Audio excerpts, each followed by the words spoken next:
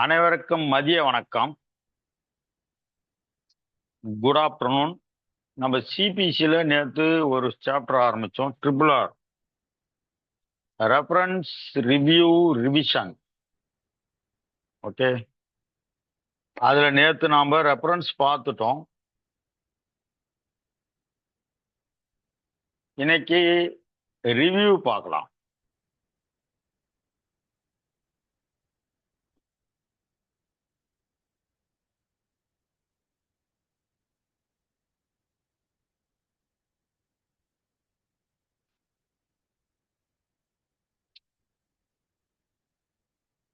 Okay,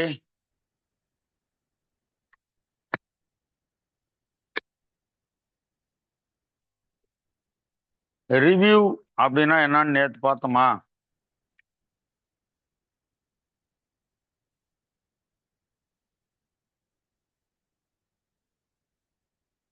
reference தான் பார்த்தோம்.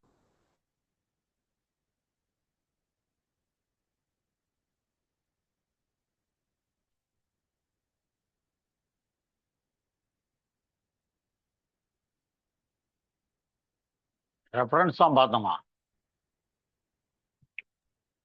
ஃபுல்லா ரெஃபரன்ஸ். என்ன ரிவ்யூனா என்னன்னு தமிழ்ல இதெல்லாம் சொல்லல நேற்று.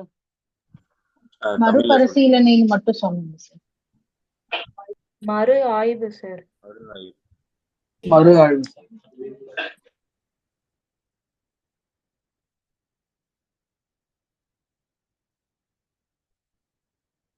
ஒரு நீதிமன்றம் தான் வழங்கிய தீர்ப்பை தானே பரிசீலனை செய்யலாம், திரும்பவும் மறு ஆய்வுக்கு உட்படுத்தலாம்.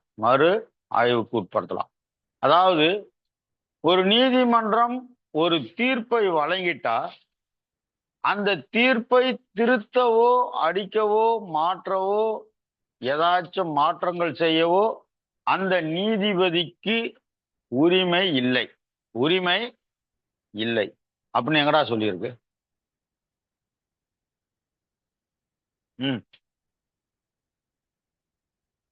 234. 234.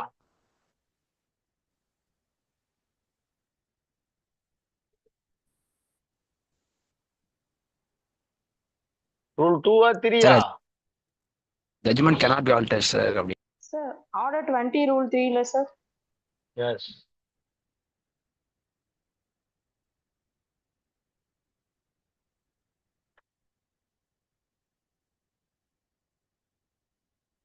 ஆனா அங்க ஒரு விதி விலக்கு இருக்கு, ஒரு எக்ஸம்ஷன் இருக்கு. இதுக்கு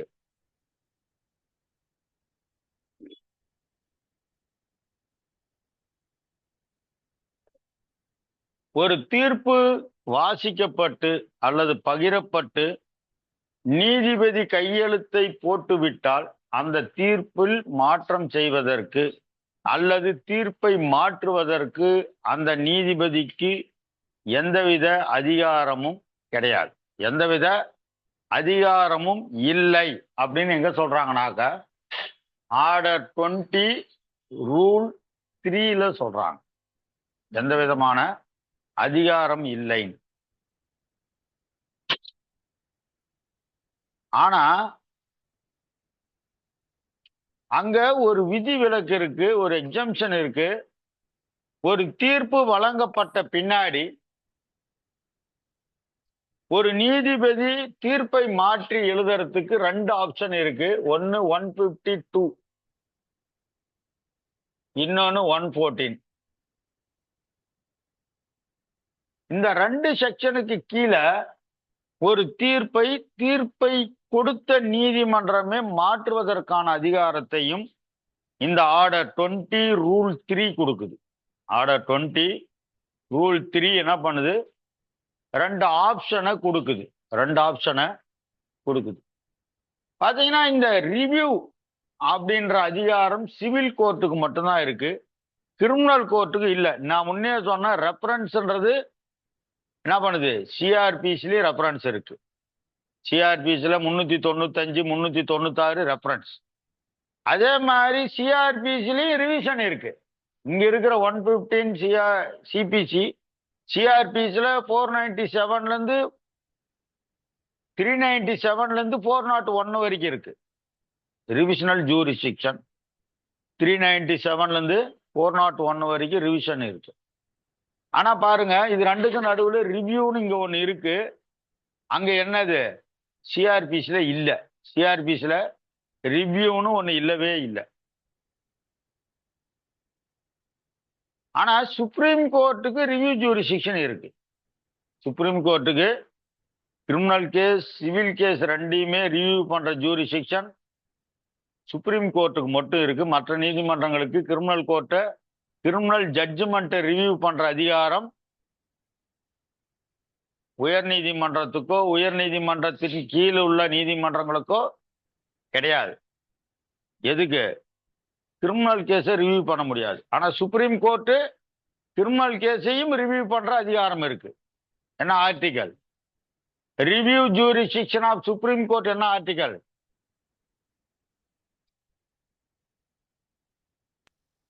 C3 sir? 136 137 article 1 second sir. 34.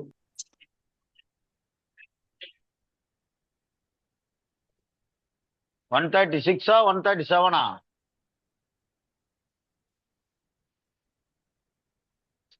137 review of judgment ordered by Supreme Court. 136ன்றது எஸ்எல்பி, ஆமா சார். 137 ரிவ்யூ.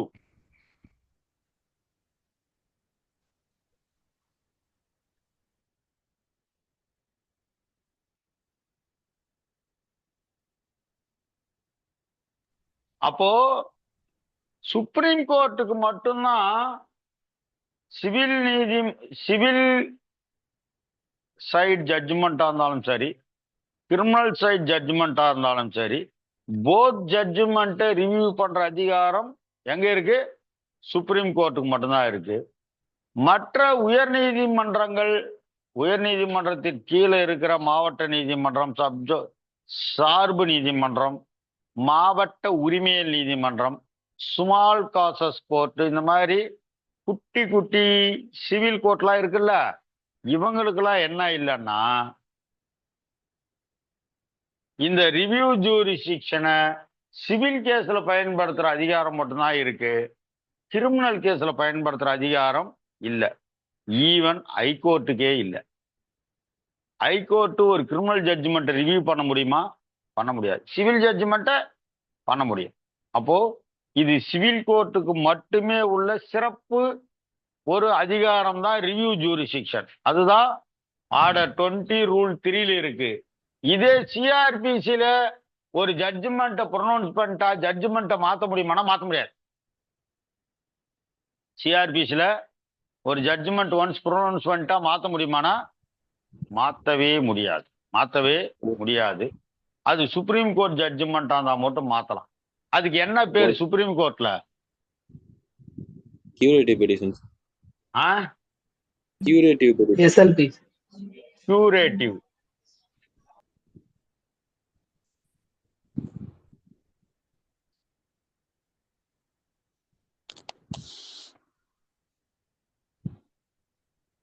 சார், ஆ?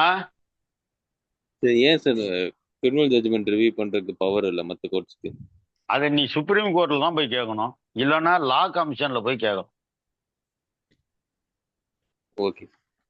நமக்கு எப்படா தெரியும்? நாம ஏதோ சட்டம் எழுதி வச்சுக்கிறாங்க, அதெல்லாம் படிச்சுட்டு மனப்பாடம் பண்ணிட்டு இதை வச்சு நாம ஏதோ இதை வந்து என்ன பண்ணிக்கிறோம், காலத்தை ஓட்டினுக்கிறோம். நீ எங்கிட்ட கேள்வி கேட்டா? Okay sir. சிஆர்பிசில இருந்திருந்தா அவங்க பயன்படுத்துவாங்க, இல்ல பயன்படுத்தல, முடிஞ்சு கதை. சிபிசில இருக்குது, பயன்படுத்துறோம். சிஆர்பிசில இல்ல, பயன்படுத்தல. இந்த கேள்விக்கு ஒரே பதில் தான், சட்டத்துல இருக்குது, நம்ம பயன்படுத்துறோம். அந்த சட்டத்துல கிரிமினல் லாவுல இல்ல, அதனால இல்ல. ஓகேவா? வேணா இதுக்கு மேல வந்து கேலப் சொன்னாரு அப்படின்னு லா கமிஷனுக்கு ஒரு லெட்டர் வச்சு நாம என்ன பண்றோம்னா ரிவ்யூ ஜூரிஸ்டிக்ஷனை கிரிமினல் கோர்ட்டுக்கும் கொண்டு வரணும்னு நாம என்ன பண்றோம், சாகும் வரை உண்ணாவிரதம் இருக்கிறோம். ஒரு கல்வெட்டை எடுத்து ரெடி பண்ணி வச்சுட்டு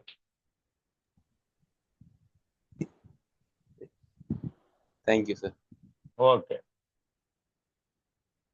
ஓகே.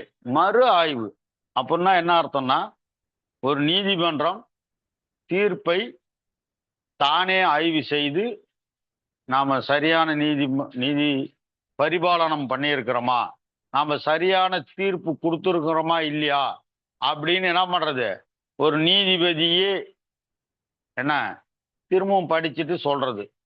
அப்போ ஒரு தீர்ப்பு ஒரு தரப்பினருக்கு பிடிக்கல, இல்ல ஒரு தீர்ப்பு சரியாக வழங்கப்படல, ஒரு தீர்ப்பு குறையுடையதா இருக்கு, ஒரு தீர்ப்பை நான் ஏற்றுக்கொள்ளவில்லை அப்படின்லாம் நீ சொன்னா, இல்ல ஜட்ஜி காசை வாங்கிட்டு தீர்ப்பு சொல்லிட்டாரு, ஜட்ஜி வக்கீலும் ஜட்ஜும் வந்து கிளாஸ்மேட்ஸு, ஜட்ஜு வந்து வக்கீலுக்கு ஜூனியரு சீனியரு, அதனால ஜட்ஜ்மெண்ட் கொடுத்துட்டாரு. எதையோ ஒரு கஷ்டம், உனக்கு எந்த கஷ்டமா இருந்தாலும் நீ என்ன பண்ணணும், அப்பீல் தான் போகணும். எந்த கஷ்டமா இருந்தாலும் நீ என்ன பண்ணணும், ஒருத்தருக்கு தீர்ப்பு பிடிக்கலன்னா எங்க போகணும், அப்பீல் தான் போகணும். அப்பீல்ல போய் மெரிட்ல டிசைட் பண்ணிக்கலாம். அப்பீல்ல போயிட்டு மெரிட்ல டிசைட் பண்ணிடலாம். அதை விட்டுட்டு இன்னொரு கேஸ் போட்டா அது ரெஜுடிகேட்டாவா போயிடும். இன்னொரு முறை நீங்க நீதிமன்றத்தவே திரும்பணும், ஜட்ஜி மாறிட்டாரு, நீங்க இன்னொரு தடவை நாம இதே ஜட்ஜி கிட்ட கேட்டு பார்க்கலாம் அப்படின்லாம் முடியுமானா முடியாது. அப்போ review jurisdiction the same court same judge கிட்ட தான் பண்ண முடியும். தீர்ப்பை வழங்கிய அதே நீதிமன்றத்தில் அதே நீதிபதி கிட்ட தான் என்ன பண்ண முடியும், ரிவ்யூ போட முடியும். ரிவ்யூவுக்கு 30 நாள் தான் டைம். ஜட்ஜ்மெண்ட்ல இருந்து 30 நாளைக்குள்ளார எந்த தீர்ப்பை வழங்கினாரோ அந்த தீர்ப்பு வழங்கிய நீதிபதியிடமே பண்ணலாம். அப்ப எல்லா கேஸுமே ரிவ்யூ போட்டா அப்புறம் எதுக்கு அப்பீலு, அப்படின்னா ரிவ்யூவே போட்டுக்கலாம்ல. அவ்வளவு சீக்கிரம் ரிவ்யூ எனக்கு தெரிஞ்சு அலோவ் ஆகி நான் பார்த்ததே இல்லை. ரிவ்யூவை அலோவ் பண்ணவே மாட்டாங்க. எந்த ஜட்ஜாவது நான் போட்ட தீர்ப்பு தப்புன்னு சொல்லி அவங்களே திருத்திக்குவாங்களா, திருத்த மாட்டாங்கல்ல. அதனால பெரும்பாலும் ரிவ்யூ நிறைய போடுறாங்க, ஆனா அலோவ் ஆகி நான் பார்த்ததில்ல. என்கிட்ட இப்போ ஒரு கேஸ் வந்தது ஹைகோர்ட்ல, செகண்ட் அப்பீல்ல ரிவ்யூவை ரிவர்ஸ் பண்ணியிருந்தாங்க. ரிவ்யூவில் ஆக்சுவலாக அது இப்படி பண்ணது தப்புன்னு நான் ஒரு பெட்டிஷனை போட்டு வச்சுக்கிறேன், அந்த ஜூரிஸ்டிக்ஷன் இங்கே இல்லைன்ட்டு. ஓகேவா? அந்த மாதிரி ரொம்ப ரேரு ரிவ்யூ அலோ ஆகிறத பார்க்கறது. நான் என்னோட நியர்லி 28 வருஷம் முடிஞ்சிருச்சு நான் இந்த தொழிலுக்கு வந்து. இது வரைக்கும் நான் ஒரே ஒரு கேஸ் தான் ரிவ்யூ அலோவாகி பார்த்துருக்குறேன் இவ்வளோ நாள் ப்ராக்டிஸில். அப்போ ரொம்ப ரேர் ரிவ்யூ அலோ ஆகிறது. ஏன்னா இதுதான் காரணம். இன்னொன்று, ரிவ்யூன்றது ஒரு நல்ல விஷயம். யானைக்கும் அடிசருக்கும்னு சொல்லுவாங்க. சில சட்டங்கள் சில சாட்சியங்கள் புதிதாக கிடைக்கும் போது என்ன பண்ணலாம், ஜட்ஜ்மெண்ட்டை ரிவ்யூ பண்ணிக்கலாம். இதுக்காக ஒரு அப்பீல் போகணும் அப்படின்னு அவசியம் இல்லை. அப்போ what are all the ground available for prepare review before the same court same judge அப்படின்னு பார்க்கணும். இந்த கிரவுண்ட்ஸுக்குள்ளார ஒரு சப்ஜெக்ட் வந்தா மட்டும்தான் என்ன பண்ண முடியும், ரிவ்யூ பண்ண முடியும். இல்லைன்னா நீங்க அப்பீல் தான் போகணும், நீங்க அப்பீல் தான் போகணும். சரி, ஓகே. இது எங்கடா சொல்லி இருக்கிறாங்கன்னா ஆர்டர்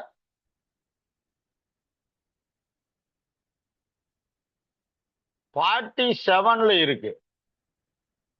இதுக்கு ஈக்குவலான ஆர்டர் என்ன, 47 தானே? கரெக்டா? Yes sir.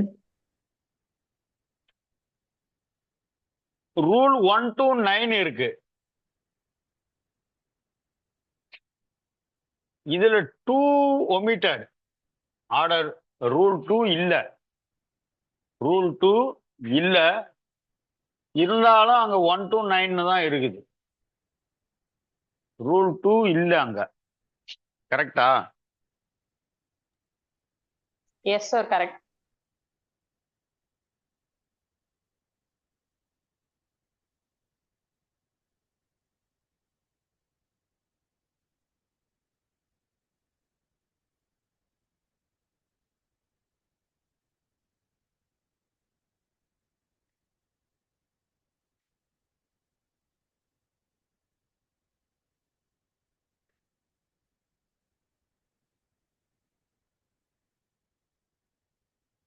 ஓகே. அப்போ ரிவ்யூ போடணும்னா ஒரு டெசிஷன் இருக்கணும். முதல்ல ஃபர்ஸ்ட் என்ன இருக்கணும், அங்க ஒரு தீர்ப்பு இருந்தாதான் என்ன பண்ண முடியும், அதை ரிவ்யூ பண்ண முடியும். ஒரு தீர்ப்போ ஒரு உத்தரவோ இருக்கணும், ஒரு ஆர்டர் ஆர் ஜட்ஜ்மெண்ட் முதல்ல இருக்கணும். அப்பதான் என்ன வரும், இந்த ரிவ்யூ அப்படின்ற ஒரு கான்செப்டே உள்ள வரும். நான் ஏற்கனவே சொல்லியிருக்கிறேன், இந்த ரிவ்யூ ரிவிஷன் இந்த மாதிரி வார்த்தைகள்லாம் என்ன பண்ணல, டிஃபைன் பண்ணவே படல. நாமளே எங்கன்னா போயிட்டு கூகுள்ல சர்ச் பண்ணி கத்துக்க வேண்டியதுதான். What is meaning of review போய் தேடி கண்டுபிடிக்கலாமா? ரிவ்யூனா என்ன?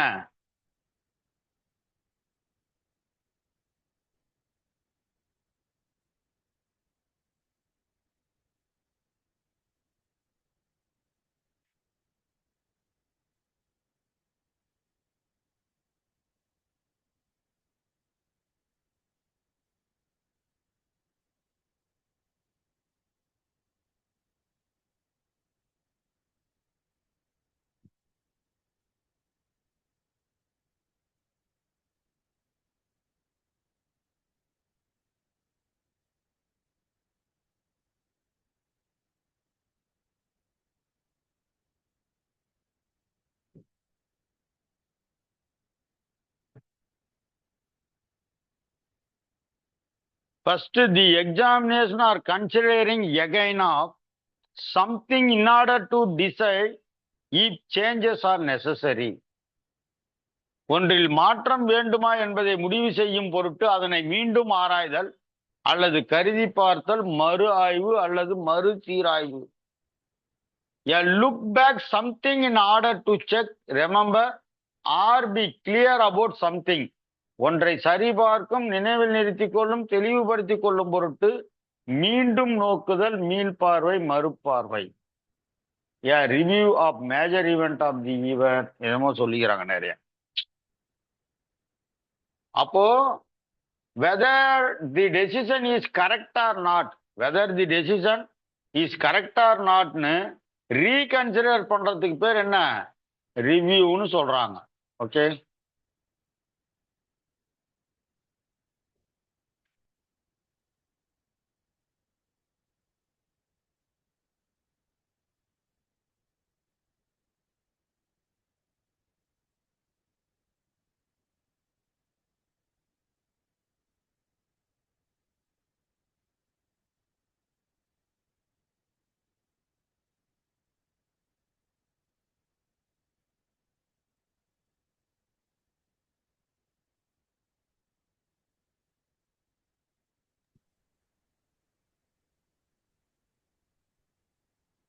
Sir review in legal sense போட்டு பாருங்க. லீகல் இங்க இருக்கு பாருங்க, டிஸ்ட்ரிக்ட் ஜுடிஷியரி.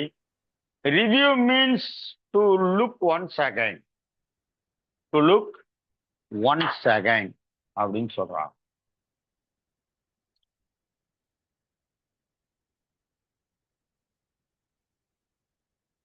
ஓகே, நாம இதுல நிறைய தேடலாம் தேவையில்ல.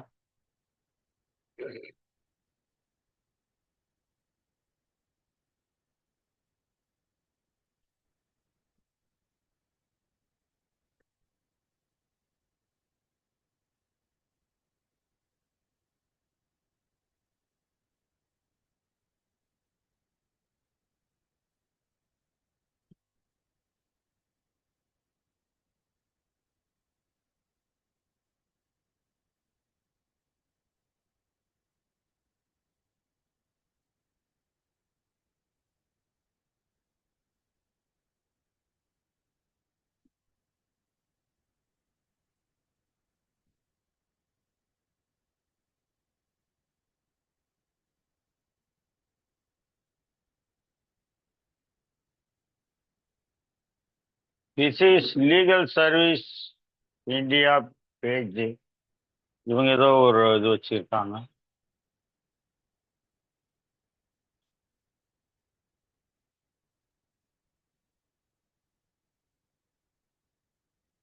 The term review refers a court re-examination of previous decision. The very same judge and the very same court conduct the review.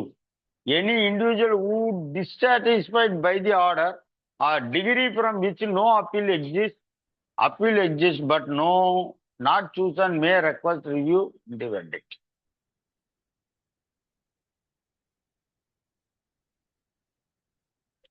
Okay. Okay. இதெல்லாம் ஓகே.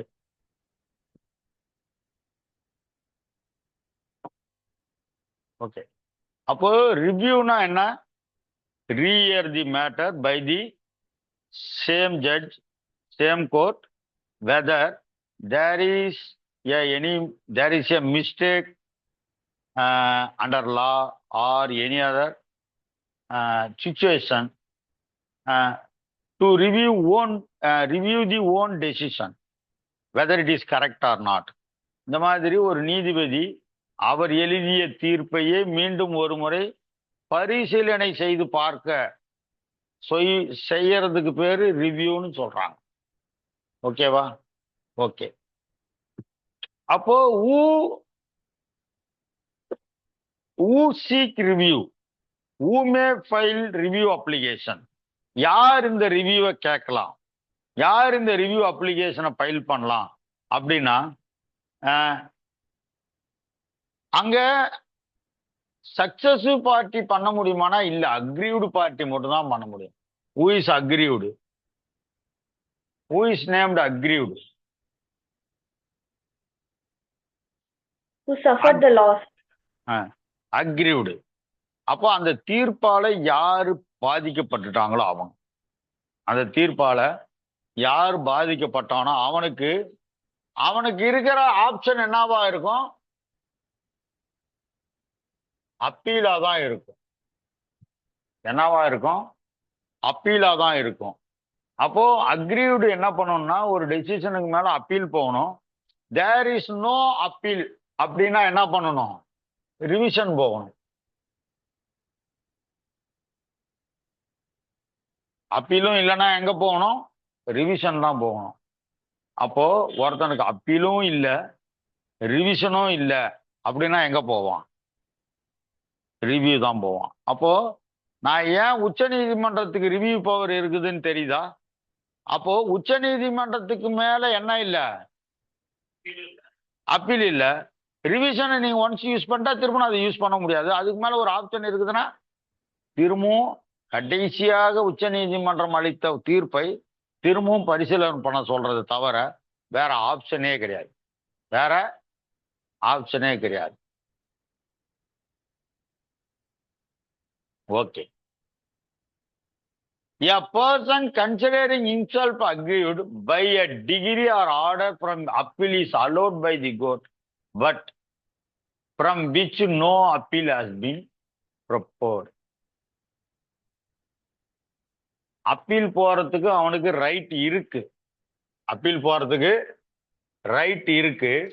ஆனா நான் அப்பீல் போக தேவையில்ல, அப்பீலே போக தேவையில்ல.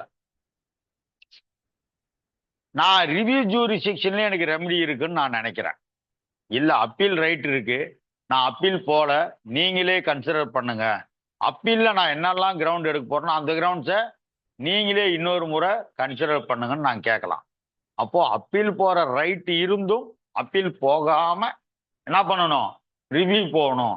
அப்படின்னா என்ன சொல்ல வராங்கன்னா, உனக்கு அப்பீல் போக முடிஞ்சா அப்பீல் போனவனுக்கு இங்க என்ன இல்லை? ரிவ்யூ போடுற.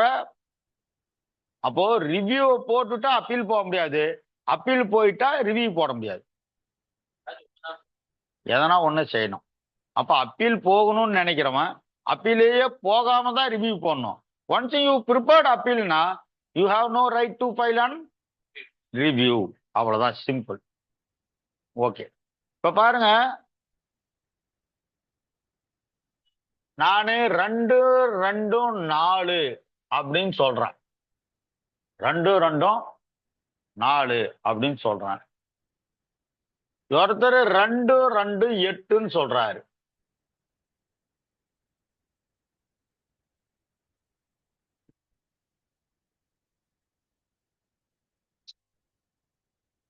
இப்ப 2 × 2 8 இல்லைங்க 4 தான் அப்படின்னு சொல்றதுக்கு நான் அப்பீல் போகணுமா? தேவையில்ல.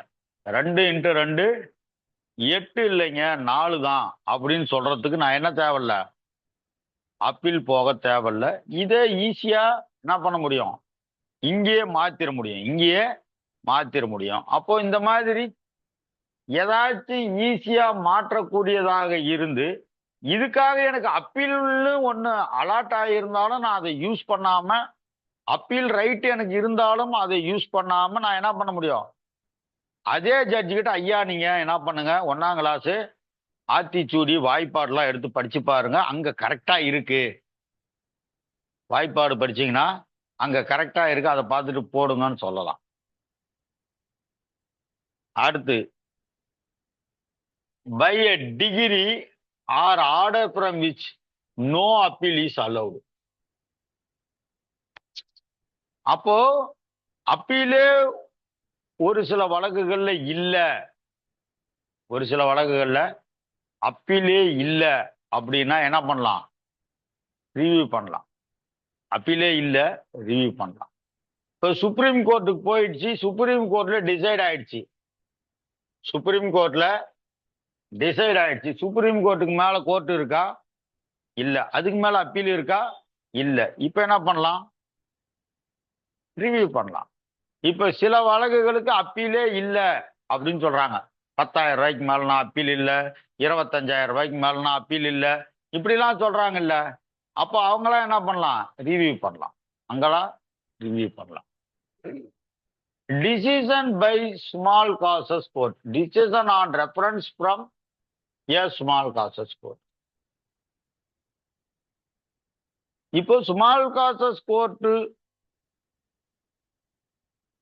அதனோட டெசிஷனுக்கு மேல, அதனோட ரெஃபரன்ஸுக்கு மேல வர எல்லாமே என்ன பண்ணணும், ரிவிஷன் பண்ணலாம். ஏன்னா ஸ்மால் காசஸ்க்கு மேல என்ன இல்லை, அப்பீல் இல்லை அப்படின்னா அங்க என்ன பண்ணலாம், பண்ணிக்கலாம்.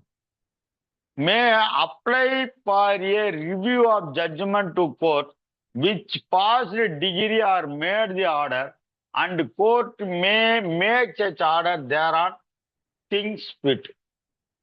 அதாவது ரிவ்யூ எப்ப பண்ணலாம் அப்படின்னு தான் சொன்னீங்கிறாங்களே தவிர, ஏன் பண்ணலாம், எந்த காரணத்துக்காகலாம் பண்ணலாம்னு இவன் சொல்லவே இல்லை. என்னென்ன கிரவுண்ட்ஸுக்காக என்ன பண்ணலாம், ரிவ்யூ போடலாம். அப்போ எல்லா வழக்குலையுமே அப்பீல் போக முடியாத வழக்குகள்ல எல்லாத்துலேயுமே ரிவ்யூ போட முடியுமா, இல்லை அப்பீல் போகக்கூடிய வழக்குகள்ல அப்பீலே போகாம ரிவ்யூவே போட்டு நடக்க முடியுமா அப்படின்லாம் கேட்டீங்கன்னா இல்லை. அதுக்கு சில கிரவுண்ட்ஸ் இருக்கு, அதெல்லாம் எங்க போய் பார்த்தா தெரியும், இந்த ஆர்டர் 47 பார்த்தா தான் இது புரியும். ஆர்டர் 47 பார்த்தா மட்டும்தான் புரியும். இல்லைன்னா இது என்ன பண்ண முடியும், ரிவ்யூனா என்னன்னு ஒரு கதை மட்டும் தான் தெரியும். நாம் ஒரு தடவை போயிட்டு என்ன பண்ணலாம், 47 படிச்சுட்டு போனா இன்னைக்கு உருப்படியா இதை புரிஞ்சுக்க முடியும். இல்லைன்னா அடுத்த செக்ஷனுக்கு நீங்க போனாலும் என்ன தெரியாது, இது ஒரு இன்கம்ப்ளீட் செக்ஷனா நின்றுரும். அப்போ ரிவ்யூனா என்ன, எப்போ போலான்னு தான் இவங்க சொல்றானே தவிர என்ன பண்ணல, மீதி எதுவுமே சொல்லலை. அப்போ எந்தெந்த கிரவுண்ட்ஸ்ல ரிவ்யூ போக முடியும் அப்படின்றத நம்ம பார்க்கணும். ஓகே,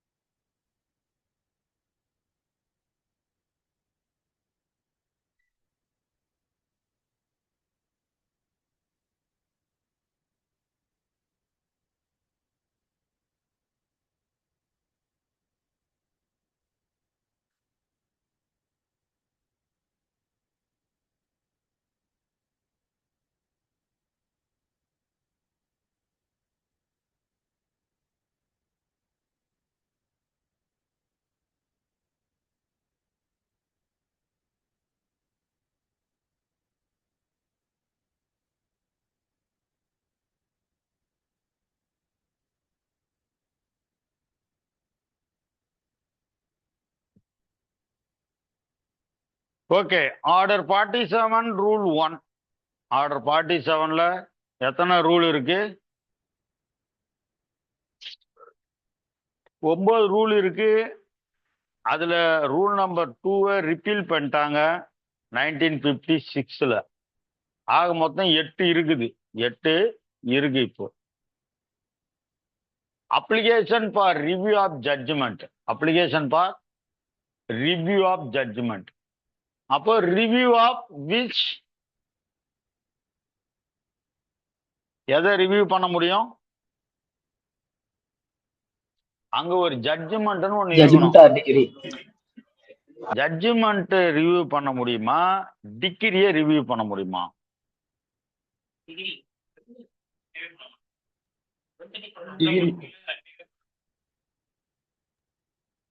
ஜட்ஜ்மெண்ட் பேஸ் பண்ணி தான் டிகிரி கொடுத்துக்கிறாங்க. வெறும் ஜட்ஜ்மெண்ட் ரிவ்யூ பண்ணிட்டா டிகிரி யார் பண்றது? ஜட்ஜ்மெண்ட் டிகிரி ஒரே மாதிரி தானே இருக்கும். ரெண்டையும் சேர்த்து தானே பண்ணணும்.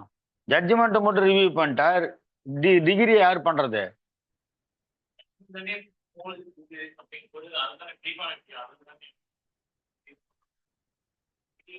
ரீசன் ஃபார் டிகிரி தானே ஜட்ஜ்மெண்ட். அப்புறம் டிகிரி தானே திருத்தி எழுதணும்.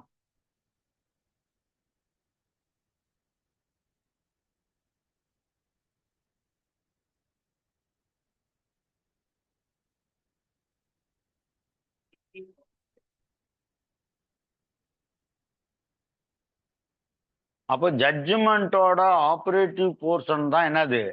டிகிரி.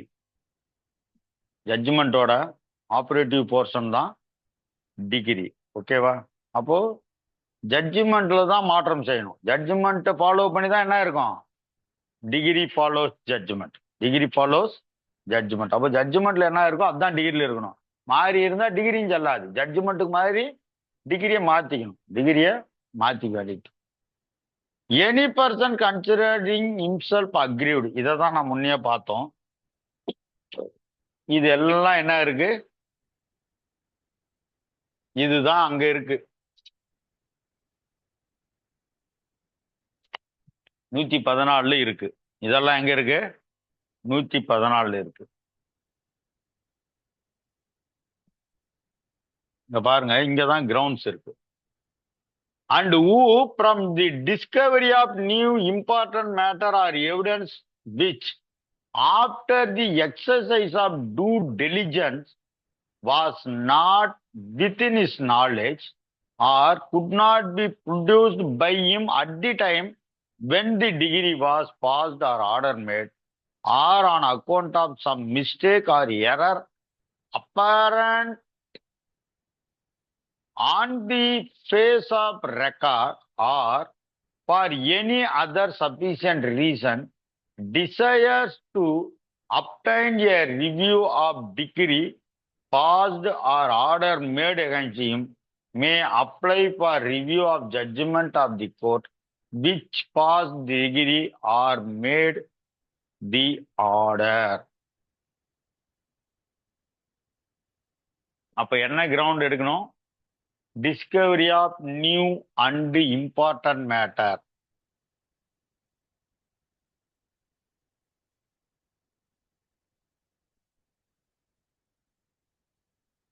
புதுசா ஒரு விஷயம் கிடைச்சிருக்கு. அது கேஸ் நடத்தும் போது எனக்கு தெரியல, இல்ல என்னால கண்டுபிடிக்க முடியல, அதை ப்ரொடியூஸ் பண்ண முடியல. இப்பதான் அந்த எவிடன்ஸ் கிடைச்சிருக்கு.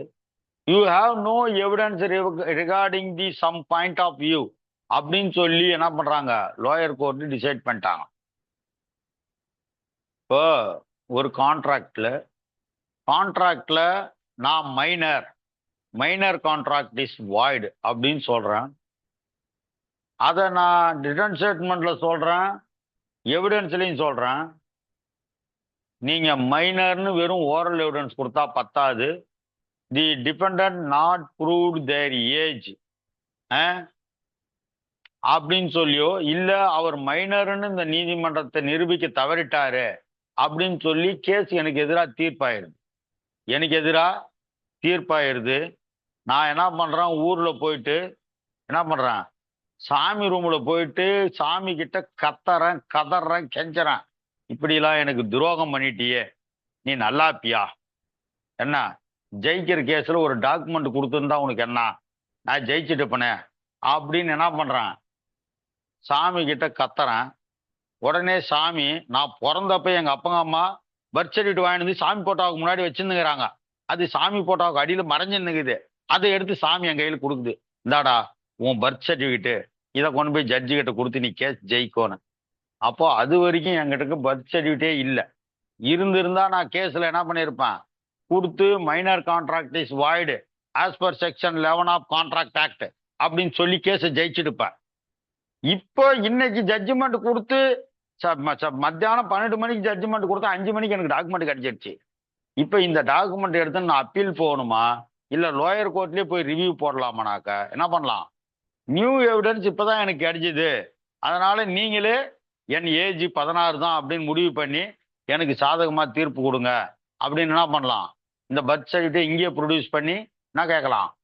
ஜட்ஜ்மெண்ட்டை ரிவ்யூ பண்ணுங்கன்னு கேட்கலாம். ஏன்? புதுசா ஒரு டாக்குமெண்ட் கிடைச்சிருக்கு, இந்த டாக்குமெண்ட் தூக்கிட்டு நான் என்ன தேவையில்ல, இம்பார்ட்டன்ட் எவிடன்ஸ் ஆர் டாக்குமெண்ட்டை தூக்கிட்டு என்ன பண்ண தேவையில்ல, அப்பீல் போயிட்டு அப்பீல்ல ஜெயிக்க வேண்டிய அவசியம் இல்லை, இதே நீதிமன்றத்துல கொடுத்தா போதுமானது. இல்ல error apparent on the face of the record or mistake account of some mistake. அப்போ நீதிமன்றத்துல நீதிபதியே தவறு பண்ணியிருக்காரு, நீதிபதியே தவறு பண்ணியிருக்காரு, எல்லாமே நல்லா டிஸ்கஸ் பண்ணிட்டு தப்பா எழுதிட்டாரு. அப்போ டிஸ்கஸ் பண்ணதெல்லாம் கரெக்டா பண்ணிட்டு வராரு. ஜட்ஜ்மெண்ட் எழுதும் போது மட்டும் என்ன பண்றாரு, இந்த வழக்கு தள்ளுபடி செய்யப்பட வேண்டும் அப்படின்னு சொல்றது பதிலா இந்த வழக்கு அனுமதிக்கப்படுகிறது டிக்ரீடுன்னு எழுதிடுறாரு. அப்போ error apparent on the face of record. அப்போ தப்பு வெளிப்படையாவே தருது, தப்பு வெளிப்படையாவே தருது. அந்த மாதிரி நீதிபதி தப்பு பண்ணியிருந்தாலும் சரி, நீங்க தப்பு பண்ணிட்டு இருந்தாலும் சரி, புதுசா ஏதாச்சும் ஒரு ஜட்ஜ்மெண்ட், புதுசா ஒரு எவிடன்ஸு, இல்ல நல்ல இப்போ நான் ஒரு பேரன் ஜங்ஷன் சூட்டு போடுறேன், பேரன் ஜங்ஷன் சூட்டு போடுறேன். சொத்து என்னது, சொத்து எனது, பக்கத்து வீட்டுக்காரன் என்னை வந்து தடுக்கிறான் நான் வீடு கட்டுறத அப்படின்னு நான் ஒரு சூட்டு போடுறேன். பக்கத்து வீட்டுக்காரன் அப்பியர் ஆயிட்டு அவன் ஒரு ரிட்டர்ன் ஸ்டேட்மெண்ட் போடுறான், இந்த சொத்து என்னது. ஆக்சுவலா நான் வந்து 1 கிரவுண்டு நிலத்தை வாங்கினேன், 1/2 கிரவுண்டு நிலத்தை நான் வீடு கட்டிட்டேன், இன்னும் 1/2 கிரவுண்டு நிலம் பின்னாடி ஒரு சின்ன வீடு கட்டுறதுக்கு தேவைப்படுமேன்னு வச்சிருந்தேன். ஆனா இப்போ என்ன பண்றான் இவன், இப்ப வாதி வந்து அரசியல்வாதி சும்மா தானே இதுன்னு பட்டா போட ட்ரை பண்ணான், நான் வந்து தடுத்தேன். இப்ப சொத்து அவனது அப்படின்னு சொல்லி என்னோட வேக்கன்ட் சைட்டை அவன் உரிமை கொண்டாடி எனக்கு எதிராகவே இன்ஜெக்ஷன் கேட்கறான். அந்த வேக்கன்ட் சைட்டுக்கு அவன் ஓனர் இல்லை, நான் தான் ஓனர்னு என்ன பண்றான், அவனுடைய ஓனர்ஷிப்பவே என்ன பண்றான், கொஸ்டின் பண்றான், ஓனர்ஷிப்பை கொஸ்டின் பண்றான். அதுக்கு நான் தான் ஓனர்னு சொல்றான். இப்போ வெறும் பேரன் ஜங்ஷன் சூட்டு லை ஆகுமானா லை ஆகாது. Any cloud over the title R ownership அப்படின்னு கேட்டா என்ன கேட்கணும், டிக்ளரேஷன் தான் கேட்கணும், டிக்ளரேஷன் தான் கேட்கணும். வெறும் பேரன் ஜங்ஷன் சூட்டா இருந்தாலும் நீங்க என்ன பண்ணணும், பிரேயரை அமெண்ட் பண்ணணும், பிரேயர் அமெண்ட் பண்ணி டிக்ளரேஷன் கேட்கணும், டிக்ளரேஷன் கேட்கணும். அதுதான் Anathula Sudhakar versus Buchi Reddy, Anathula Sudhakar versus Buchi Reddy case. அப்போ ஒன்ஸ் நான் டைட்டில டினை பண்ணிட்டாவே நீ என்ன பண்ணணும், டிக்ளரேஷன் தான் கேட்கணுமே தவிர வெறும் பேரன் ஜங்ஷன் சூட்டு ஆகாது. ஜட்ஜ் என்ன பண்றாரு, நான் இவ்வளவு சொல்லியும் என்ன பண்றாரு, கேஸை அலோவ் பண்ணிடுறாரு. இது என்னது பேரன் ஜங்ஷன் இன்ஜங்ஷன் கொடுத்துட்றாரு எனக்கு எதிரா. நான் என்ன பண்றேன்னா, இந்த மாதிரி நான் அனுதுலா சுதாகர் கேஸ் ஒன்று இருக்குதுன்னு சொன்னேன், நீங்க அந்த கேஸை டிஸ்கஸ் பண்ணவே இல்லை. நீ Supreme Court Anathula Sudhakar versus Buchi Reddy வன்ற வழக்குல இந்த மாதிரியான வழக்குகளை எப்படி தீர்மானிக்க வேண்டும்னு ஒரு பிரின்சிபல் லே டவுன் பண்ணியிருக்காங்க. பேஸ்ட் ஆன் தட் பிரின்சிபல் நீங்க வந்து கன்சிடர் பண்ணி தீர்ப்பு வழங்குங்க அப்படின்னு என்ன பண்ணலாம் கேட்கலாம்.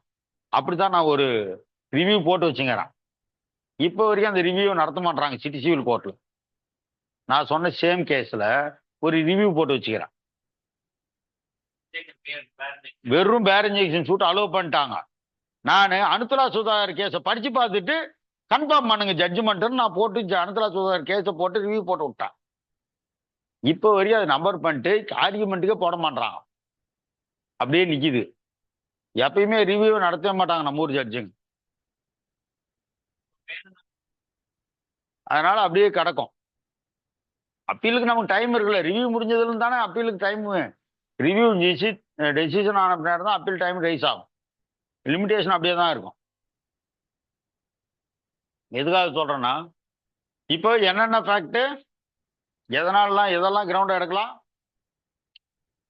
New important matter or evidence இருக்கணும், கிடைச்சிருக்கணும். ஆஃப்டர்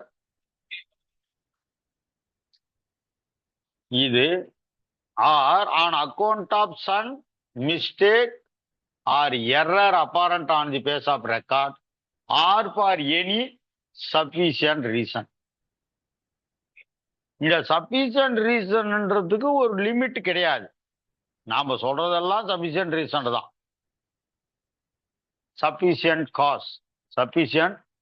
காஸ் அப்படின்னு சொல்லுவோம். நாம எதை சொன்னாலும் அது சஃபிஷியன்ட் ரீசன் தான். அப்ப இந்த காரணங்களுக்காக நம்ம என்ன பண்ணலாம், ஒரு நீதிமன்றம் அளித்த தீர்ப்பை திரும்பவும் மறுபரிசீலனை செய்து மாற்றி, ஏதோ ஒரு இந்த படத்துல சொல்லுவாங்களே, நாட்டாம உன் தீர்ப்பை மாத்தி சொல்லு அப்படின்னு என்ன பண்ண சொல்லலாம், அவர்கிட்டயே சண்டைக்கு போகலாம். யார் நீதிபதியோ அவர்கிட்டயே அவரோட தீர்ப்பை மாத்த சொல்லலாம். A party who is not appealing from degree or order may apply for review of judgment, notwithstanding the pendency of appeal by some other party, except the ground of such appeal is common to the applicant and the applicant, or when being respondent, he can present the appellant in the court applied for the review. Explanation: the fact that decision question of law on judgment court is based on being reversed, modified by the subsequent decision of the superior court in other cases, shall not be ground for the review of such judgment.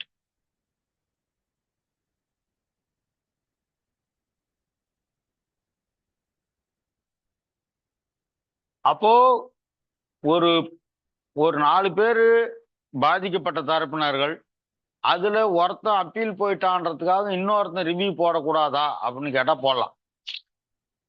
அப்ப நீ appeal போகாம இருந்தா போதும். காமனா appeal கிரவுண்டோ அப்பீலோ rice ஆகாம இருந்தா நீங்க என்ன பண்ணலாம், ஒருத்தன் அப்பீல் போனாலும் இன்னொருத்தன் என்ன பண்ணலாம்.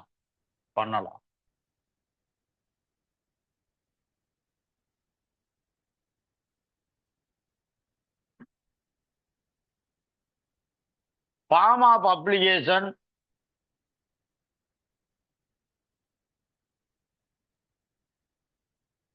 The provision to the form of preparing appeal shall apply mutatis to application for review. அப்படின்னா என்ன?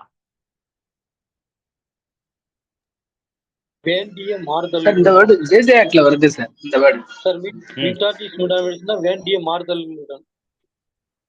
அப்போ இதுக்குன்னு தனியா இல்ல, ஏற்கனவே நீங்க போடுற அப்ளிகேஷன் மாதிரியே இதுக்கும் போட்டா போதும். என்ன பண்ணும், தேவையான இடத்துல தேவையான மாறுதல்களை பண்ணிக்கிட்டா போதுமானது. Application where rejected, where application no sufficient ground review shall be reject the application. Application where grant the opinion that application review shall be granted is a no such application ground without previous notice to opposite party. The enable him to appear and hear support the degree or order. No such application shall be granted on ground of discovery of new matter or evidence applicant alleged not within the knowledge could not be alleged in the degree passed made without strict proof of the allegation.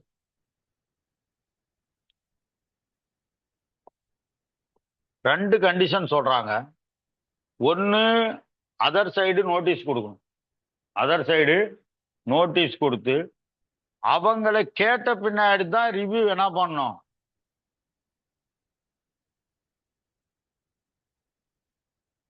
To enable him to appear and hear support of degree or evidence.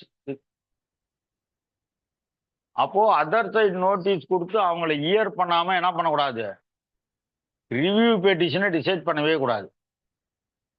அப்போ எக்ஸ்பார்ட்டியா ரிவ்யூவை decide பண்ண முடியுமானா முடியவே முடியாது. எக்ஸ்பார்ட்டியா review பெட்டிஷனை மட்டும் decide பண்ண முடியுமா முடியாது. சூட்டை எக்ஸ்பார்ட்டியா இயர் பண்ண முடியும், அப்பீல எக்ஸ்பார்ட்டியா இயர் பண்ண முடியும். ஆனா ரிவ்யூ பெட்டிஷனை எக்ஸ்பார்ட்டியா ரிவ்யூ பண்ண முடியுமானா பண்ணவே முடியாது. என்ன கால கொடுமைனா, ஜஸ்டிஸ் தமிழ்ச்செல்வின்னு ஒரு ஹைகோர்ட் ஜட்ஜி இருக்காங்க இங்க. அவங்க ஒரு 90 இயர்ஸ் ஆன ஒரு சீனியர் சிட்டிசனுக்கு என்னது நோட்டீஸ் அனுப்பி நோட்டீஸ் ரிஜெக்டடு அப்படின்னு சொல்லி போட்டு எக்ஸ்பர்ட்டியா ஒரு ரிவ்யூ செகண்ட் அப்பீல அலோவ் பண்ணி வச்சுக்கிறாங்க. கொஸ்டின் ஆஃப் லா ஆல்ரெடி ஒரு ஜட்ஜி டிசைட் பண்ணதை போர்ட்போலியோவில் இவங்க வந்து உக்காந்து என்ன செகண்ட் அப்பீல ரிவ்யூல அலோவ் பண்ணி வச்சுக்கிறாங்க எக்ஸ்பர்ட்டியா. அதுக்கு ஒரு எம்பி போட்டு வச்சுங்கன்னா அந்த அம்மா நம்பரே பண்ண மாட்டேது. 6 மாசமா நம்பர் பண்றதுக்கு அவ்வளவு கஷ்டப்பட்டு நம்பர் பண்ணிட்டேன். நம்பர் ஆகி 6 மாசம் ஆகி இன்னைக்கு வரைக்கும் ஃபர்ஸ்ட் இயர் இங்க அட்மிஷன் கூட போடல. 6 மாசம் ஆச்சுன்னா ஒரு ரிவ்யூவுக்கு நீங்க வந்து இந்த மாதிரி எக்ஸ்பர்ட்டியா ரிவ்யூவா அது செகண்ட் அப்பீல் அலோவ் பண்ணது தப்பு அப்படின்னு சொல்லி ஒரு பெட்டிஷன் போட்டு without notice to other side நீங்க பண்ணது தப்புன்னு ஒரு பெட்டிஷன் போட்டு 6 மாசம் ஆச்சு நம்பர் ஆகி இன்னைக்கு வரைக்கும் எனக்கு மென்ஷன் பண்ணாலும் எட்டுன்னு வரமானது, இது ஸ்லிப் வாங்கினாலும் எட்டுன்னு வரமானது. ஏன்னா அவங்களுக்கே தெரியுதாட்டுக்குது அது தப்புன்னு. எக்ஸ்பர்ட்டியா ஒரு ரிவ்யூ அது செகண்ட் அப்பீல அலோவ் பண்ணி வச்சுக்குது. எதுக்காக சொல்றேன்னா கிரிட்டிசைஸ் பண்றதுக்காக இல்ல. இந்த மாதிரி என்ன பண்றாங்க, இந்த மாதிரி பேசிக்கா என்ன பண்றது, இங்க மேண்டிட்டரி கிளாஸை கூட ஒழுங்கா ஃபாலோ பண்ண மாட்டாங்க.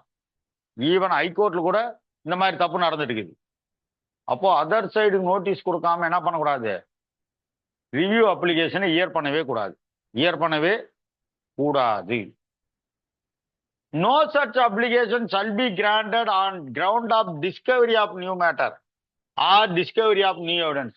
புதுசா எனக்கு சாட்சி கிடைச்சிருக்கு, புதுசா ஒரு மேட்டர் எனக்கு இப்பதான் தெரிஞ்சிருச்சு அப்படின்னு சொல்லி ஒரு கிரவுண்ட்ல ரிவ்யூ எடுத்தாங்கன்னா அதை முதல்ல ப்ரூவ் பண்ணணும். எனக்கு இந்த கேஸ் நடத்தும் போது இந்த டாக்குமெண்ட் என் கையில் இல்லைன்றதும் இப்பதான் எனக்கு கிடைச்சதுன்றதையும் ப்ரூவ் பண்ண சொல்லணும். Without strict proof of such allegation. அப்போ புதுசா ஒரு மேட்டர் டிஸ்கவரி பண்ணோம், எவிடன்ஸ் டிஸ்கவரி ஆச்சுன்னு சொன்னா அதை ப்ரூவ் பண்ண பின்னாடி தான் என்ன பண்ணணும், இதை நீங்க எடுத்துக்கணும், இதை நீங்க எடுத்துக்கணும் அப்படின்னு சொல்றாங்க. Application for review in court sitting 2 or more judges. இப்ப பாருங்க, ஒரு 2 ஜட்ஜி, 3 ஜட்ஜி, 5 ஜட்ஜி, 7 ஜட்ஜி, 9 ஜட்ஜி இப்படிலாம் நிறைய சிட்டிங் இருக்கு. லார்ஜர் பெஞ்சஸ் 13 ஜட்ஜி இப்படிலாம் இருக்காங்களா இல்லையா? இப்போ ஒரு 13 ஜட்ஜி உட்காந்து ஒரு மேட்டரை டிசைட் பண்ணிட்டான். 13 ஜட்ஜி 13 ஜட்ஜி உட்காந்து கேஸ்லாம் சொல்லுங்க. கேசவானந்த பிரதிகள். Keshavananda Bharati versus State of Kerala. அப்புறம் ஜோசப் சைனிக்கு 5 பேர். 12 பேர் சார், 11 பேர் ஒன்று வரும் சார். 11 பேர் ஒன்று இருக்கு.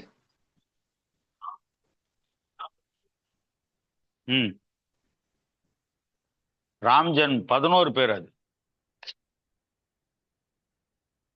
சரி. இந்த மாதிரி ஒரு மோர் தென் 1 ஜட்ஜ், 2 ஜட்ஜ், 3 ஜட்ஜ் இந்த மாதிரிலாம் உட்காரும் போது நான் ஒரே ஜட்ஜுனா ஒரே ஜட்ஜ் அதே ஜட்ஜு கிட்ட அப்ளிகேஷன் போட்டுறேன். இப்போ இந்த மாதிரி சிட்டிங் ஆஃப் மோர் ஜட்ஜஸ் வரும்போது எப்படி ரிவ்யூ எடுக்கிறது அப்படின்னு சொல்லுது இந்த ரூல் 5.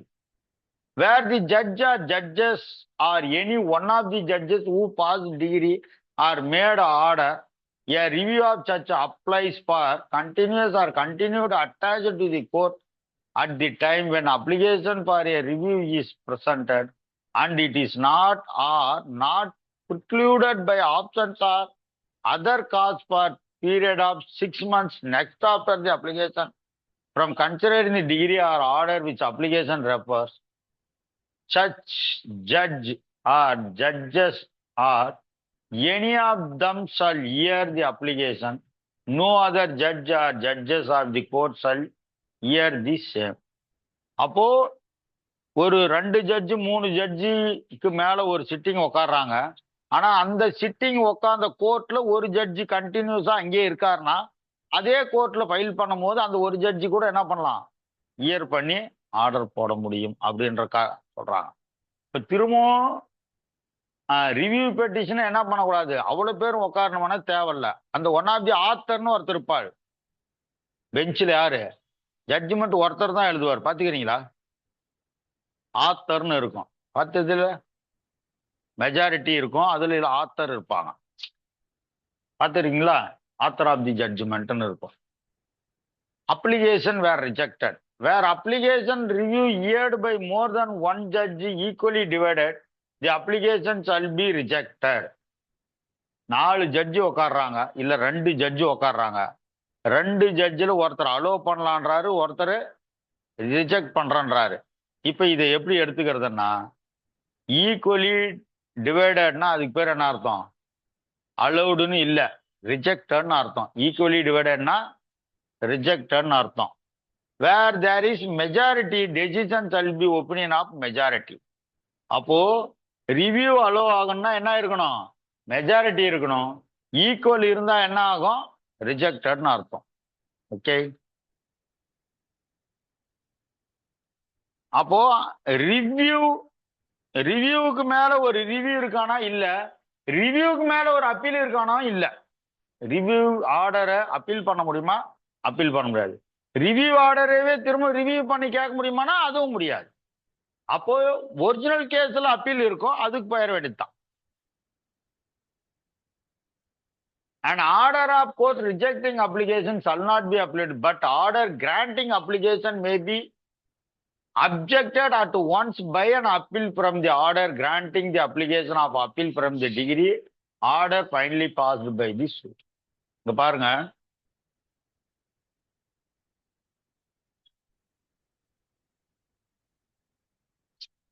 ரிவ்யூ அலோவ் ஆயிட்டா அந்த அலோவிங் ஆர்டருக்கு மேல அப்பீல் போலாம். ரிவ்யூ அலோவ் ஆயிட்டா, ரிவ்யூ அலோவ் பண்ணாங்கல்ல அந்த ஆர்டர் மேல அப்பீல் போலாம். ரிவ்யூ டிஸ்மிஸ் ஆயிட்டா ஒரிஜினல் சூட் இருக்குல்ல அதுக்கு மேல அப்பீல் போலாம்.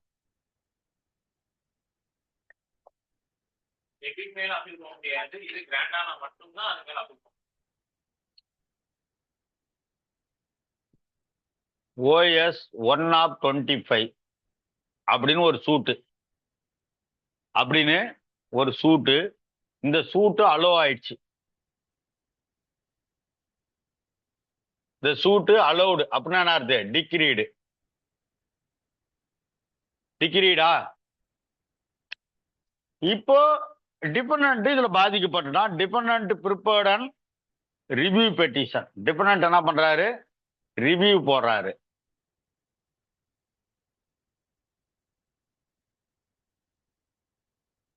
டிபெண்டன்ட் என்ன பண்றாரு? ரிவ்யூ போறாரு. இந்த ரிவ்யூ 2 விஷயம் இருக்கு. இந்த ரிவ்யூ மேல 2 விஷயம் இருக்கு. ரிவ்யூ அலோ ஆயிடுச்சு. ரிவ்யூ அலோ ஆயிடுச்சுன்னா என்ன அர்த்தம்? சூட்டு டிஸ்மிஸ் ஆயிடுச்சு. ரிவ்யூ அலோ ஆயிடுச்சுன்னா என்ன ஆயிடுச்சு? என்ன அர்த்தம்? சூட்டு டிஸ்மிஸ் ஆயிடுச்சு. இப்ப பிளைன்டிஃப் என்ன பண்ணலாம்? இதுக்கு மேல அப்பீல் போகணுமா, இதுக்கு மேல அப்பீல் போகணுமா? இதுக்கு மேலதான் அப்பீல் போகணும். அலோ ஆயிடுச்சுன்னா இந்த அலோவிங் ஆர்டருக்கு மேல என்ன பண்ணலாம்? அப்பீல் போகலாம். இது டிஸ்மிஸ் ஆயிடுச்சு. டிஸ்மிஸ் ஆயிடுச்சுன்னா என்ன அர்த்தம்? இந்த டிகிரி ஆனது கரெக்ட் தான் சொல்லிட்டாங்க. டிகிரி ஆனது கரெக்ட் தான் சொல்லிட்டாங்க. இப்ப என்ன பண்ணணும்? இந்த டிபெண்டன்ட் இதுக்கு மேல அப்பீல் போகணும். இந்த டிகிரிக்கு மேல அப்பீல் போகணும். புரியுதா உங்களுக்கு? கரெக்ட் தான் சொல்லிட்டா என்ன பண்ணணும்? ஒரிஜினல் ஆர்டருக்கு மேல அப்பீல் போய்க்கலாம். அலோவ் ஆயிட்டா அலோவிங் ஆர்டருக்கு மேல அப்பீல் போய்க்கலாம். Order appeal from order, appeal from original decree. புரியுதா இல்லையா? டிஸ்மிஸ் ஆனா appeal from original decree, allow ஆயிட்டா appeal from order.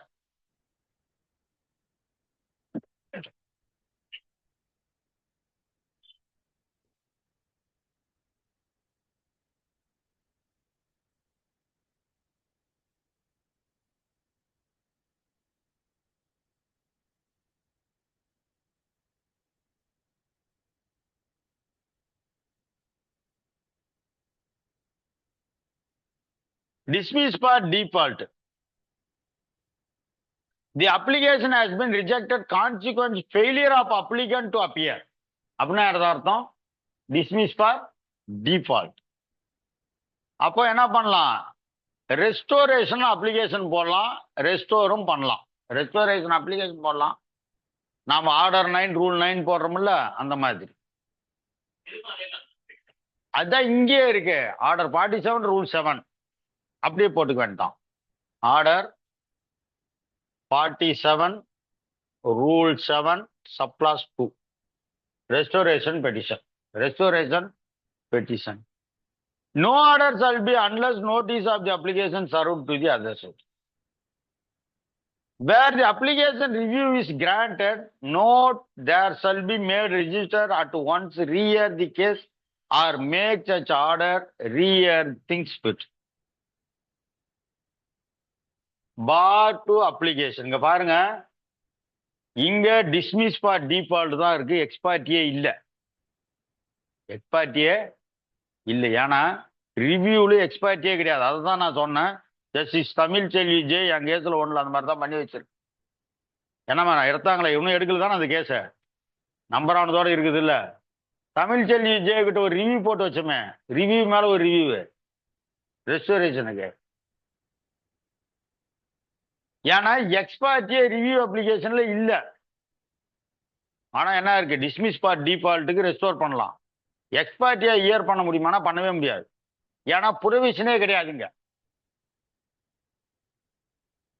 Bar of certain application, no application review order made application for review or decree or order pass made the review shall be entertain. அதாவது ரிவ்யூக்கு மேல ஒரு review இருக்கா அப்படின்னா இல்ல. No review on review. Review petition மேல அது allow ஆனாலும் சரி, டிஸ்மிஸ் ஆனாலும் சரி, அந்த ஆர்டரை ரிவ்யூ பண்ண சொல்லி எந்த அப்ளிகேஷனும் லை ஆகாது. எந்த அப்ளிகேஷனும் லை ஆகாது.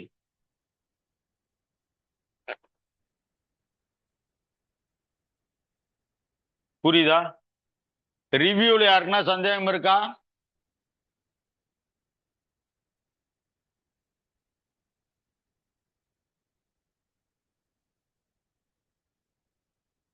ரிவ்யூ உங்களுக்கு புரியுது இல்ல?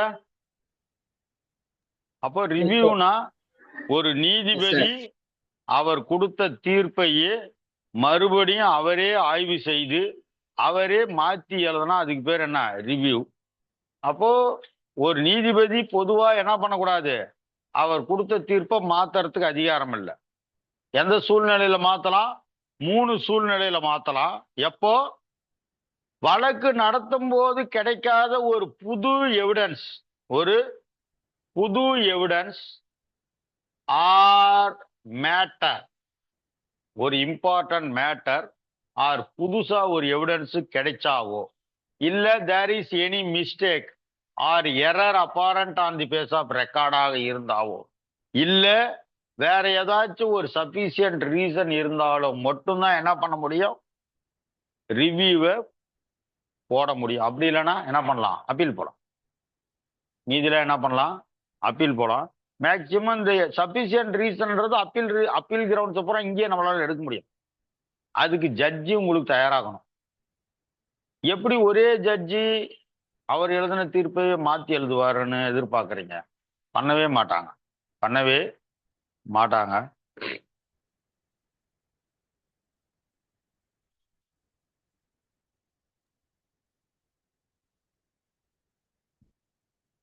மேக்ஸிமம் அந்த இந்த ஒரு கிரவுண்ட் தான் சார் சொல்றாங்க. ஃபேஸ் ஆஃப் தி ரெக்கார்ட் இருக்குல்ல, error on the face of the ரெக்கார்ட்ல ஆமா பண்றாங்க. ஆமா. இல்ல new evidence, new judgments, new law இதெல்லாம் கூட எடுக்கலாம். மிஸ்டேக்ஸ் எடுக்கலாம். நீங்க மிஸ்டேக் எரருக்கெல்லாம் இந்த மிஸ்டேக் எரர் இருக்குல்ல, இந்த மிஸ்டேக்குக்கு எரருக்கும் ஓப்பனாவே 152 இருக்கு. Section 152 CrPC. நீங்க ஏதாச்சும் typical error, arithmetic error, calculation error, mistakes இதெல்லாம் இருந்தா டைரக்டா என்ன பண்ண முடியும்? பெட்டிஷன் 152ல பெட்டிஷன் போட்டு ஜட்ஜ்மெண்ட்டை நீங்க மாத்திக்க முடியும், கரெக்ஷன் பண்ணிக்க முடியும் ஜட்ஜ்மெண்ட்டை. செக்ஷன் 152லயே கரெக்ஷன் Sir, பண்ணிக்க முடியும். section 152 and section 114 except. அப்போ அதுல மாத்திக்க முடியலன்னா நீங்க என்ன பண்ணலாம்? இதுலயே மாத்திக்கலாம். இது ரெண்டுமே ஒரே ஆப்ஷன் தான். என்னன்னாக்க ரிவ்யூன்றது கொஞ்சம் பெரிய விஷயம். ஒரு ஜட்ஜ்மெண்ட்டையே மாத்துறது ரிவ்யூ, வெறும் மிஸ்டேக்கை மட்டும் மாத்துறது 152. இப்போ நீங்க என்ன பண்ணுவாங்கன்னா, இந்த நான் சொல்றேங்க பாருங்க, இந்த எம்சிஓபிலாம் இருக்குல்ல, எம்சிஓபிலாம் இருக்கும். எம்சிஓபியில் என்ன பண்ணுவாங்கனாக்க நிறைய காலம் இருக்கும். இந்த 20 தானே அது, காலம் நம்பர் 20 கரெக்டா? யாரெல்லாம் எம்சிஓபி நடத்துறீங்க?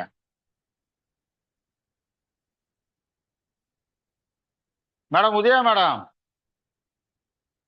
அந்த எம்சிஓபியில் லாஸ் ஆஃப் ஏர்னிங் அதெல்லாம் வருமா? அது எத்தனாவது காலம்? 20th காலம் தானே. Loss of earning, loss of life, loss of love and affection அதெல்லாம் வருமே, அது எத்தனாவது காலம்?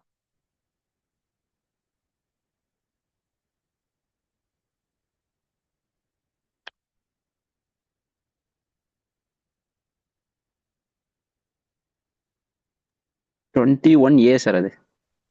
21Aன்றது சப்ஜெக்ட் மேட்டரா, அந்த கதை சொல்லுவோமே அதுதான் 21A. 20லயோ 21லயோ தான் ஏ பின்னு பிரிச்சு கொடுத்துருப்போம் பாருங்க.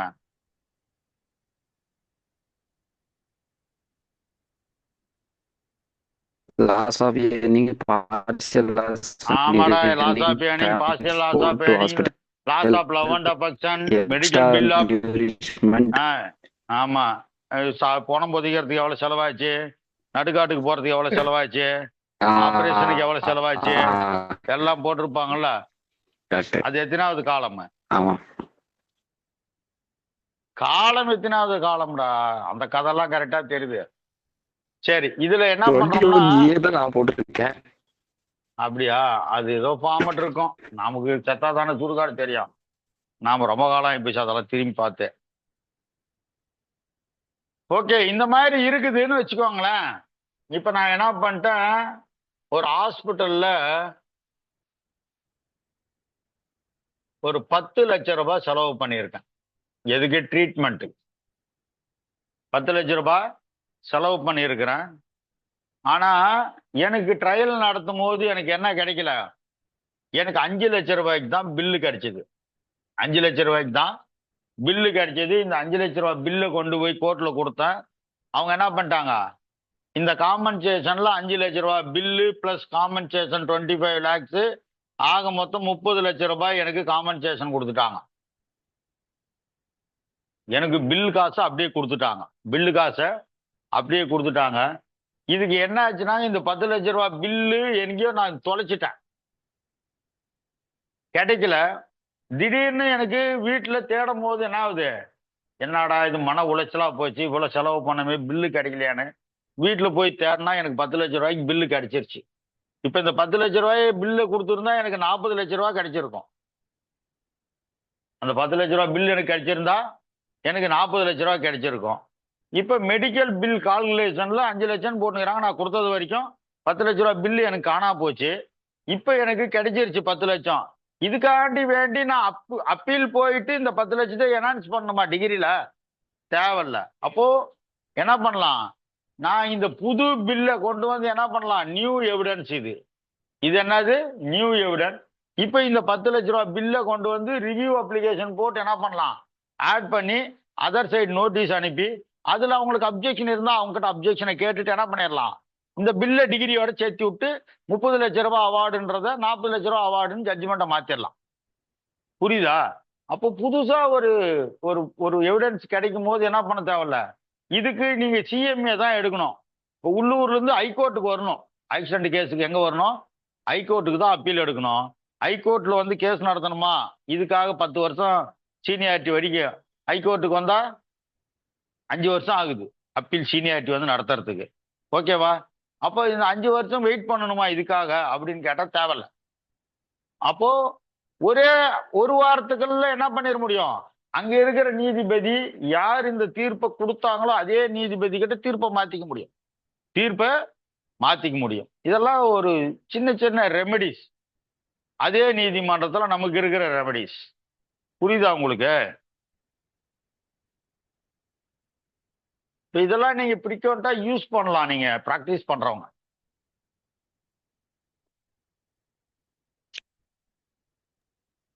சார் ஒரு டவுட். சொல்லுங்க. சார் இப்ப ரிட்டு டிஸ்போஸ் ஆயிடுச்சுன்னு வச்சுக்கோங்க, சப்சிக்வெண்டா வந்து இது ஆர்டர் வந்து டிவிஷன் பெஞ்ச் கொடுக்குதுன்னு வச்சுக்கோங்க சார். சிங்கிள் ஜட்ஜி டிஸ்போஸ் பண்ணிட்டாரு, டிவிஷன் பெஞ்ச் வந்து நம்மளுக்கு ஃபேவரா ஆர்டர் கொடுத்தாங்கன்னா அதை ரிவ்யூல கொண்டு போய் போடலாமா சார்? எல்லா டெசிஷனையுமே ரிவ்யூ பண்ண கேட்கலாம். Any decision made by any judge, it is review order தான். ரிவ்யூவே இல்லைன்னு நாம எங்கேயுமே இல்லை. எனக்கு தெரிஞ்சு ரிவ்யூவே அப்ளை ஆகாதுன்னு ஒரே ஒரு இடத்துல தான் நான் படிச்சிருக்கிறேன் வாழ்க்கையில. எங்க தெரியுமா ரிவ்யூவே இருக்காது? செக்ஷன் 6 ஆஃப் நல்லா எழுதி வச்சுக்கோங்க. செக்ஷன் 6 ஆஃப் ஸ்பெசிபிக் ரிலீஃப் ஆக்ட்ல ரிவ்யூ கிடையாது. லோக்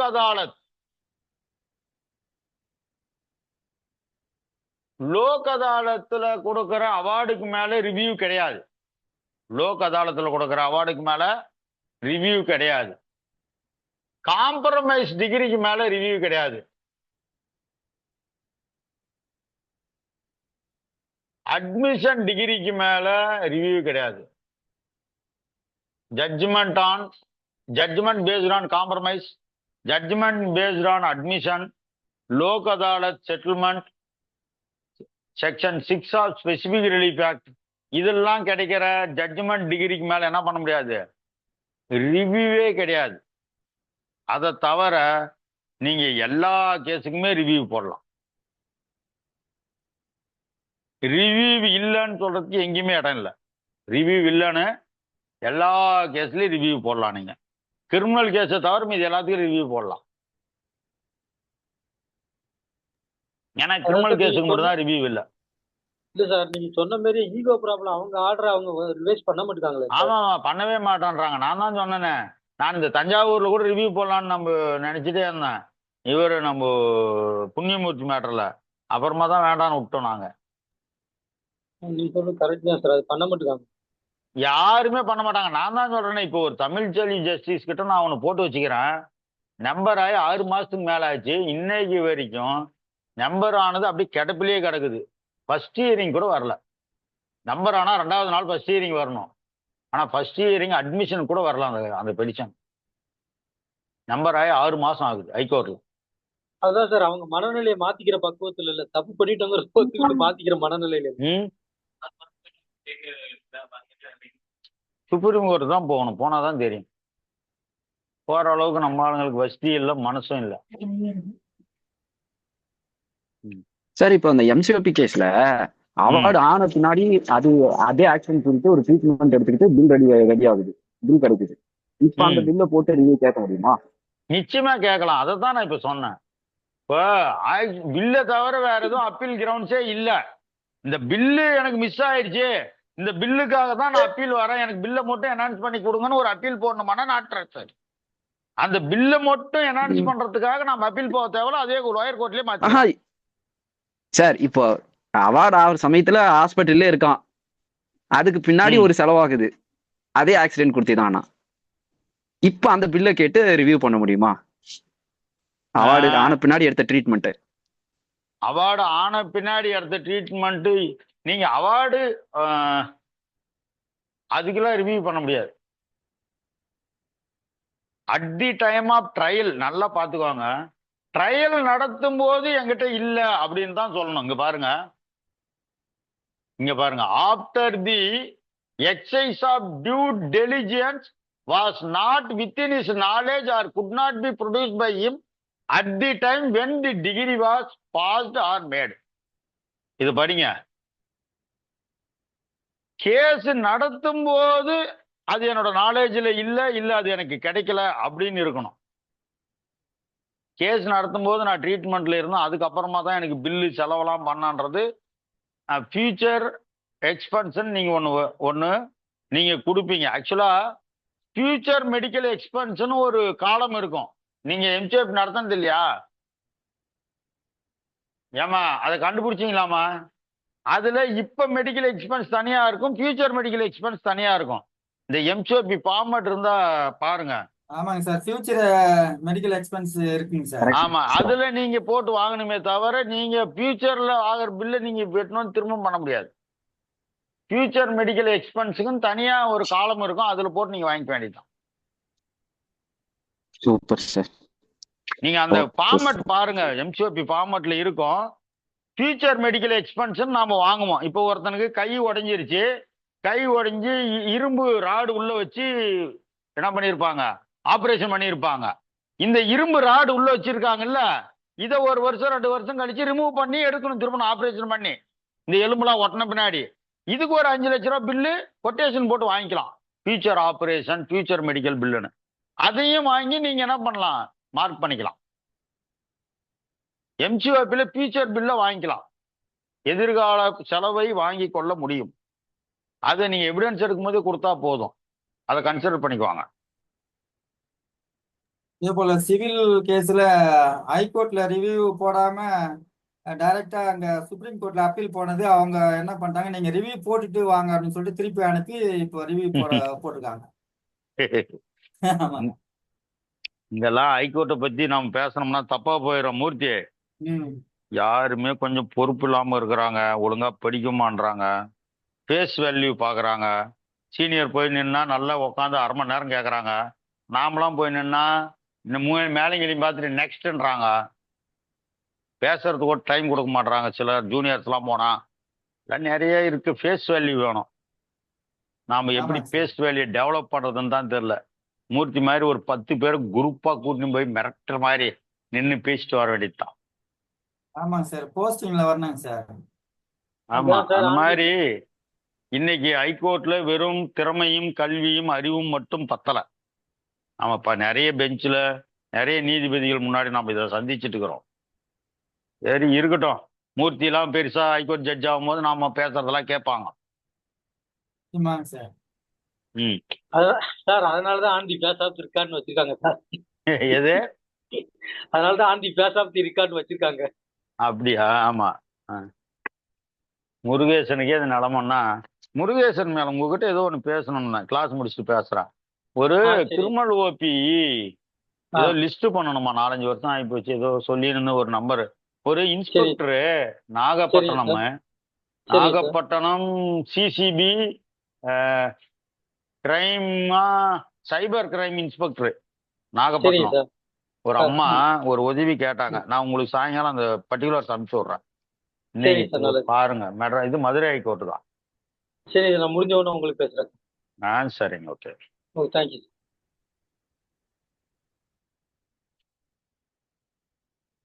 யாருன்னா சந்தேகம் இருக்கா? ரிவ்யூ ரொம்ப சின்ன லெசன், ஆனா இம்பார்ட்டன்ட் கொஸ்டின்ல இது ஒண்ணு ரொம்ப ரொம்ப முக்கியமான கேள்வி. சிபிசில பழைய பேட்டர்ன்ல இதெல்லாம் கம்பல்சரி கொஸ்டின். சொல்லுங்க ராமச்சந்திரன். டேய் ராமச்சந்திரா, கேக்குதா இல்லையாடா? நீ முதல்ல உன்னை எங்கனாமா இந்த கொடி ஏத்துறாங்களா, ஒரு 100 அடி ஹைட்ல ஏத்தி விட்டுறணும் உன்னை, போனோட சேர்த்து கொடி ஏத்துற மாதிரி. அப்புறம் கிளாஸ் முடிஞ்சோடனே இறக்கி விட்டுறணும். சார் ரெக்கார்ட் ஆஃப் பண்ணிருங்க சார் கிட்ட டவுட் கேட்கணும். ரெக்கார்ட் ஆஃப் பண்ணி அப்புறம் கேட்கணுமா?